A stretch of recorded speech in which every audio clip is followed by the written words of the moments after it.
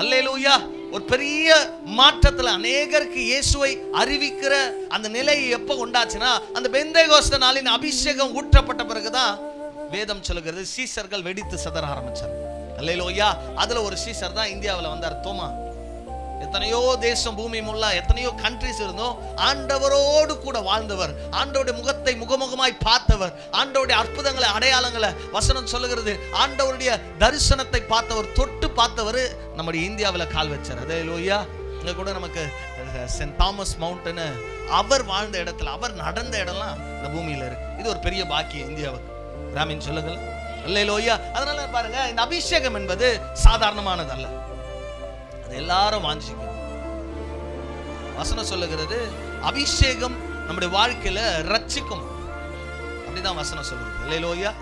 வசனம் சொல்லுகிறது கர்த்தர் தன் அபிஷேகம் பண்ணினவரை ரட்சிக்கிறார்.